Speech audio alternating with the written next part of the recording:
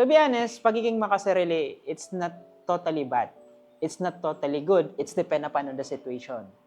Because the more you say yes, paminsan, ikaw yung nawawalan. Ulitin ko, the more na nagsasabi kayo ng oo sa ibang tao, ang kapalit mo, naghihindi ka sa sarili mo. Tulad nun, sabi niya, humingi sila ng papel. Ang problema, 2 na lang yung papel mo. 2 piraso na lang.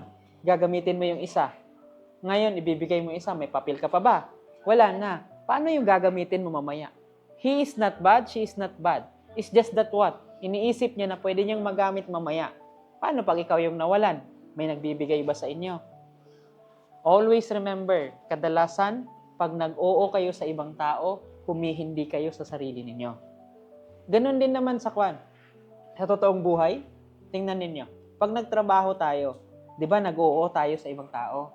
Kasi kapalit nun what? Sweldo. Pero willing na tayong sirain yung kalusugan, yung sarili natin para doon sa trabaho. Tingnan niyo pa to. Kapag may anak kayo, nakita niyo yung post na viral ngayon ng isang teacher na ang sabi niya, kung hindi ako nagkakamali, part ng Zamboanga del Sur. I'm not correct me I'm wrong. Na ang sabi doon, teacher ako, pero bakit? Pasaway ang anak ko. Pag-uwi niya daw ng hapon, kahit papano, pinatawag siya ng principal. She can teach. Tinuturuan niya yung mga estudyante niya. Ang ganda ng pagturo niya sa estudyante niya, nababago niya yung estudyante niya. Halos lahat ng dumadaan sa kanya natututo. But there will be a problem. May problema. Sarili niyang anak. Hindi niya nag-guide ng tama. Maybe nag-guide niya, pero mas nakafocus siya sa what? Sa trabaho niya. Di ba ang pangit? Kaya nga sabi ko sa inyo, ang pagiging makasarili minsan hindi masama. Because, tandaan ninyo, the more na nagsasabi kayo ng oo sa ibang tao, humihindi kayo sa what? Sarili ninyo. Sige, kunwari, pipili kayo ng kurso.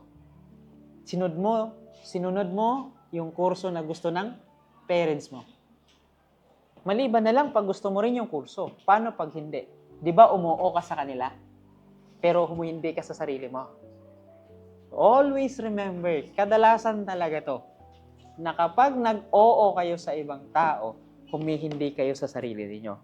At kadalasan din, pag humindi kayo or nag-oo kayo sa sarili niyo, humihindi kayo sa ibang tao. Masama ba yun? Hindi. Lalong-lalo na pag pinoprotektahan nyo yung sarili ninyo. Hindi dahil makasarili kayo, sadyang iniingatan nyo lang yung peace of mind ninyo. Kunwari, may barkada ka, masyadong toxic, masyadong pa-victim. Ngayon, binigyan mo ng advice, hindi niya ginawa. Ang tanong ko, kapag lagi kang nasa tabi niya, sino ang nawawalan? Ikaw. Kasi pati problema niya, problema mo na. Matuto kayong magsalita, magsabi, mag-decide, maghindi sa ibang tao. Kasi hindi siya masama. Lalong-lalo na kapag ikinakasama ng sarili ninyo. Pwede kayong tumulong. Pero wag to the point na pag nakita nyo, tinulungan nyo siya, inaabuso kayo, hands up na kayo. Because ulitin ko, the more na nagsasabi kayo ng yes sa ibang tao, humihindi kayo kanino? Sa sarili.